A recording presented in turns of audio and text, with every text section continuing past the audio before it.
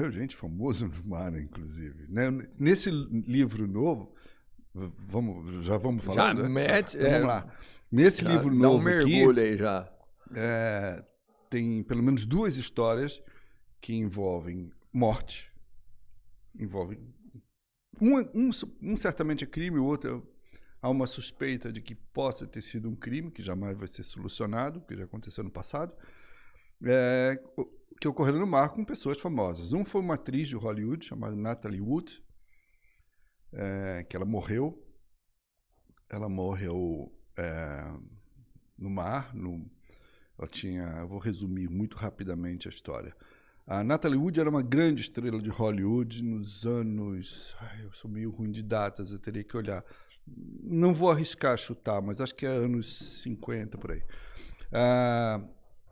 E ela foi passar um fim de semana no iate do marido, que também era um ator famoso, e junto com um outro ator com quem ela estava contracenando um filme novo. E no barco também tinha o capitão do barco, que era um funcionário contratado. E é só um fim de semana na costa da Califórnia. Tem uma série de ilhas ali na costa da Califórnia. Eles foram para uma dessas ilhas, pararam o barco para curtir a ilha, passar o fim de semana ali. E ela, na manhã seguinte, ela foi encontrada morta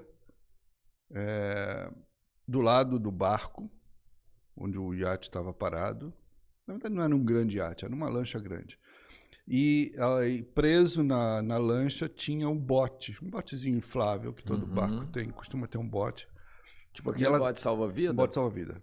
Um bote que eles usam para ir para terra firme e voltar, né? Tá. E o corpo dela estava do lado do bote. E ela estava morta, foi encontrada morta. E aí a dedução, a polícia investigou e a conclusão óbvia é que ela havia caído ou sido jogada no mar, ninguém sabe. Esse que é o ponto da questão. E que ela não conseguiu voltar, subir nem no bote, muito menos no barco. E aí ela morreu. Teria morrido por conta disso, afogada. Por afogamento. Afogamento. Bom, na ocasião foi feito um inquérito e tudo mais, e foi ouvido depoimento do marido, do capitão do barco e do outro tripulante, do outro ator que estava com eles no fim de semana, e a polícia deduziu que havia sido um acidente, que ela teria caído no mar durante a noite, enquanto estava todo mundo dormindo, ela teria caído no mar e não conseguiu voltar para o barco, e depois morreu afogada por exaustão. Só que tempos depois, o capitão, muitos anos depois, o capitão deu uma entrevista dizendo que não foi bem exatamente assim, porque ele havia testemunhado uma discussão entre ela e o marido na noite da morte dela. Ele tinha testemunhado uma discussão que o marido não havia contado para a polícia e que isso poderia aventar a possibilidade dela ter sido jogada no mar. Não que tivesse caído, não é? E aparentemente a discussão que eles tiveram foi por conta de uma suspeita de que ela estaria tendo um caso com o outro ator que estava, inclusive, junto com eles no barco. Caramba, com quem ela vinha contracenando num filme. O filme existiu depois, esqueci o título. Foi lançado, já com ela morta, né? Mas quase como uma homenagem a ela. Ela era muito famosa, Natalie Wood, na época, muito famosa. Era uma das grandes. O nome é estranho. Era uma das grandes atrizes de Hollywood. E aí, esse novo depoimento do capitão fez com que a polícia reabrisse o inquérito e ela voltou a ouvir o marido, que eu estou tentando me lembrar desde que eu comecei a história, o nome dele, porque ele é tão famoso quanto ela. Eu já vou chegar lá, já vou lembrar. E aí ele admitiu que sim, que eles tinham tido uma discussão, mas que isso não tinha nada no contexto. Bom, o fato é que nunca ficou provado se ela caiu... Se foi acidente ou se ela foi caída, né? Se foi jogada no mar, não é? Isso nunca ficou comprovado. E E é um enigma, na verdade, até hoje. Caramba. Eu li a história do jogador da NBA, né? Esse é o segundo famoso que eu ia falar. O cara de era crime. um astro, esse foi né? um crime mesmo, porque tá provado que ele foi assassinado no mar pelo próprio irmão, inclusive. Caraca. NBA, o cara, mano. Ele era um dos grandes nomes da NBA nos anos 90, né? 80, 90, se não me engano. Chamava-se... O nome que ele adotou era Bryson Dale. Ele era um dos grandes nomes da NBA.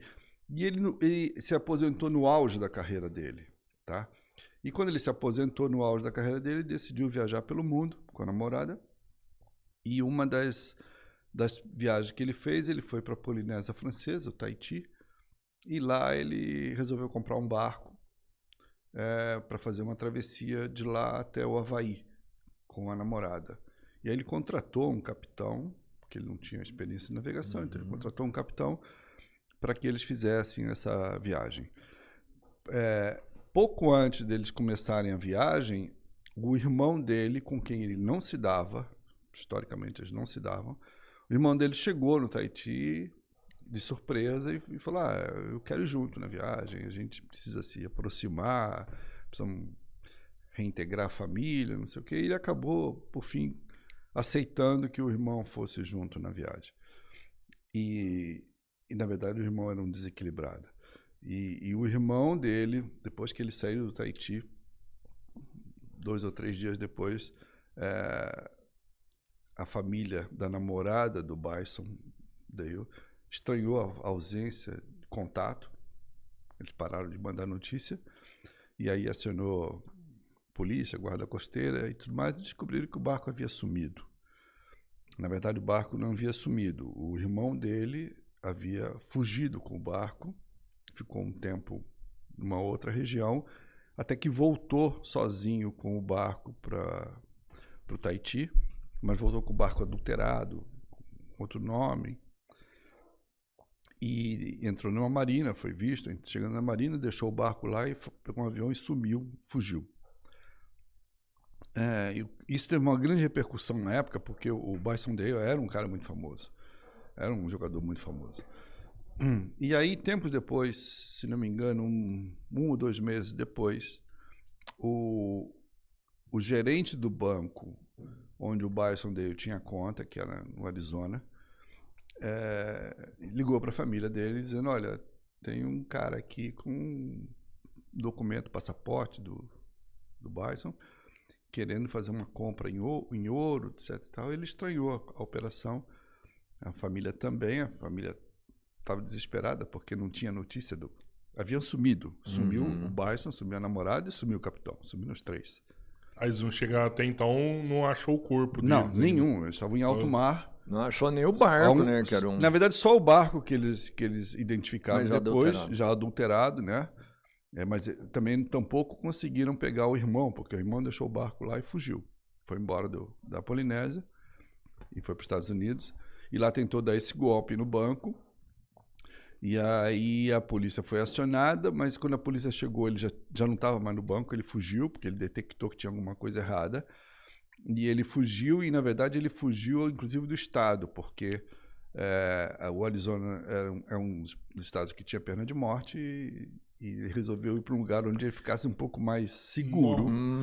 E aí ele fugiu inicialmente para Califórnia, que a namorada dele morava lá, passou alguns dias com ela na Califórnia, e por fim ele cruzou e foi para o México, clássico destino dos fugitivos americanos, né? E ele cruzou e foi para Tijuana, ali na fronteira com o México, e a polícia começou a investigar profundamente, chegou à conclusão que ele estava realmente envolvido no desaparecimento do irmão, não é? E de lá ele fez contato com a mãe, dizendo: olha, não tem nada a ver com isso, mais ou menos nesses termos, mas já bem desequilibrado, e ele tentou um suicídio lá. Uma dose de insulina forte, tentou suicídio, foi socorrido, não morreu, foi levado para os Estados Unidos, foi internado e depois morreu.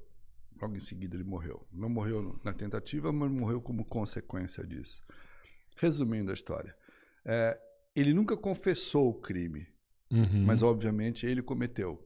Agora, por que ele cometeu o crime? Não é? Por que ele teria matado o irmão, a namorada e o capitão? Quando a polícia foi ouvi-lo já internado na Califórnia, ele inventou uma história maluca de que o irmão havia tido uma discussão com o capitão e que em determinado momento o irmão teria puxado uma arma e o capitão foi se defender e os dois entraram em luta corporal e caíram no mar, uma história sem pé nem cabeça, e que a namorada também se envolveu, enfim, que teriam caído no mar por acidente. E a história que não convenceria ninguém. O fato é que ele morreu, o irmão morreu, a namorada morreu, o capitão morreu, morreram todos, né? E ele, ao contrário do Bison, que morreu como um ídolo, né? Ele morreu como um assassino cruel. E o objetivo dele, na verdade, era só financeiro. Era só realmente... pegar o dinheiro do irmão. Ele queria botar em prática o que ele tentou fazer, que é levantar recursos usando o nome do irmão. O irmão era um aço da NBA, né? Devia ter muita grana. Rico. Muita grana, né? Então, o Bison é um caso típico de crime no mar. Teve testemunha? Não teve nenhuma testemunha. Nenhuma. Mas é uma característica do mar, né, mano? Assim, é difícil você realmente validar alguma coisa que aconteceu ali, porque testemunhas, tirando quem tá dentro da situação ali, não existe. Não existe. No mar, por exemplo, eu sei que no direito, por exemplo, é responsável se a embarcação é brasileira, é o direito, né, é como se fosse uma extensão da terra. Exato. Mas no mar, por exemplo, dependendo de onde você está, não é terra de ninguém. Se você estiver em águas internacionais, não tem nenhum país que tenha a legislação naquela região do mar. Aí prevalece, como você falou, a questão, por exemplo, da bandeira do barco, né? Então, se o barco tem a bandeira americana, então a justiça americana é que deveria cuidar do caso, que vai se envolver no caso. Sabe o que me chama a atenção nesse caso do Bison? Como que uma pessoa consegue, né? O Bison chegou a contratar um capitão para velejar com ele porque não tinha conhecimento. Mas o irmão teve o conhecimento para voltar. Sim. Como que ele se preparou para velejar? E mais do que isso, ele conseguiu mudar o nome do barco. Foi bem grosseiro o que ele tentou fazer, não convenceria ninguém. Né? Quase escreveu com canetinha assim, no casco do barco. Né? Será que ele escreveu depois que ele ancorou ali? Não, eu acho que ele foi para lá, nesse caso, já com uma situação premeditada, né? Sim. E ele sabia que ele ia estar numa viagem num lugar que não teria como ser visto. Estavam em alto mar, uma travessia longa do Havaí, do Tahiti até o Havaí. Então, acho que ele já foi de caso pensado, tá? E ele aprendeu a velejar? Eu não sei. Possivelmente alguma coisa, o suficiente para ele pegar e voltar com o barco, né? Porque ele, depois que matou todo mundo, ele precisava se salvar, né? Então ele precisava navegar, pelo menos voltar até terra firme com o barco para poder fugir, que foi o que ele fez. Porque não deve ser fácil, né? Pilotar um... Depende, né? Não é tão difícil, Claro que ele deve ter feito algumas manobras equivocadas, mas não é tão difícil. Mas, assim, crime no mar... Teve um outro caso que não envolve ninguém famoso, mas ele se tornou famoso por conta do crime que ele cometeu, que foi um americano também, chamado Nathan... esqueci o sobrenome dele agora. Nathan... Vou tentar me lembrar também junto com o nome do autor. Daqui a pouco eu vou lembrar. Esse cara fez pior ainda, porque ele matou a mãe. Eita, rapaz. Então, ele matou a mãe, movido por interesse financeiro, por dinheiro, no caso, por causa de herança. Mas ele era um psicopata, tá? Como ficou provado depois. E ele tramou... Assim, tem que ser, o cara matou a mãe, ele é filho da mãe de psicopata. Pois é, mas ele tramou, esse planejou a história inteira, bem planejado até, foi bem meticuloso, só que acabou descoberto, tá? Mas basicamente o que ele fez? Ele ele comprou uma lancha de pesca, um barco de pesca esportiva, né? Uma lancha para pescar. E depois de um tempo ele mandou fazer algumas alterações na lancha, um pouco estranhas, assim. Ele tirou alguns equipamentos do barco que não se tira, estabilizadores, uma coisa assim. Ele mandou fazer essas alterações no barco. Em determinado dia, ele chamou a mãe para sair para pescar com ele no mar. E ela foi. E uma semana depois, ele foi encontrado, só ele, na balsa salva-vida da lancha que ele tinha. Só ele na balsa salva-vida, à deriva no mar, relativamente distante da costa americana. Ele foi encontrado por um navio lá, foi socorrido, foi resgatado, e aí ele contou a versão dele de que ele tinha saído para pescar com a mãe e que o barco tinha afundado. E que o barco tinha afundado porque entrou água no barco e tudo mais. E aí a história dele começou a ficar meio capenga, a polícia começou a pressioná-lo, dizendo, mas como você se salvou? E ela não. Porque ela não conseguiu entrar na balsa. Eu botei a balsa no mar, eu pulei para a balsa, mas ela caiu na água e ela não conseguiu voltar. Uma história bem capenga. A lancha dele afundou, de fato, mas nunca foi recuperada, porque afundou num lugar afastado, profundo. Então não cabia uma perícia no barco, até para eventualmente comprovar o que a polícia suspeitou, e a suspeita que existe até hoje é que, na verdade, ele tenha afundado o barco com a mãe dentro. Não. Uma coisa mais cruel ainda, né? Que ele tenha deixado de alguma maneira desacordada ou mesmo morta. Uhum. E para encobrir o corpo, não é? Afundou o barco com ela dentro do barco. Tá? O corpo dela nunca foi encontrado, a lancha também nunca foi resgatada, não sabe exatamente aonde aconteceu isso. E ele acabou preso.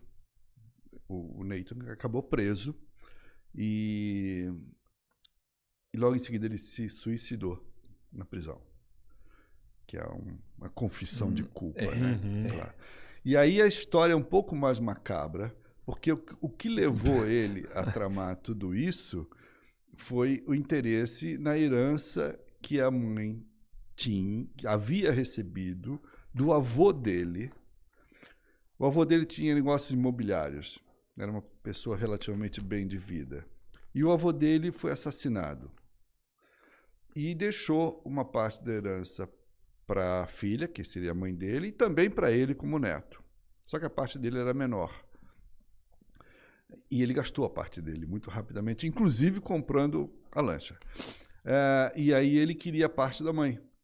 Então, na verdade, o que motivou ele a cometer o crime foi se apoderar da herança que a mãe havia recebido do avô. Nossa. Mas a suspeita da polícia, com quase que certeza absoluta, é que, na verdade, ele tenha matado o avô. Que já era um psicopata. Então, ele teria matado o avô para poder receber uma herança e depois teria ficado indignado porque a parte dele era menor do que a parte da mãe, então ele resolveu matar a mãe também dessa maneira. E esse caso não é muito antigo, esse caso deve ter uns 10 anos, menos de 10 anos até, bem recente. Recente. É bem recente. E é um caso típico do crime cometido no mar. No caso dele, foi fácil a polícia chegar à conclusão pelo histórico dele, né? Pela suspeita que já havia do assassinato do avô. Então a polícia chegou mais ou menos chegaria com certa facilidade à conclusão de que ele era o criminoso, né? E o suicídio dele foi a confissão de culpa, né? Cara, é muito complexo o crime no mar, porque, assim, por exemplo, no Brasil, não é uma máxima, mas é um dos princípios maiores de que se não existe um corpo, não existe um crime. A gente precisa de uma prova material para que... Sim, né? Sim. E no mar, cara, com raras exceções você vai conseguir encontrar um corpo no mar, né? A regra pela dimensão. A regra não aparecer o corpo. De regra, A né? regra é não aparecer. A exceção é quando se consegue encontrar o corpo. Claro que estamos falando de situações mais afastada, não? Na praia. Na praia acaba jogando. Se bem que, às vezes, tem vários casos de pessoa que morreu na praia, afogada, e o corpo nunca foi encontrado.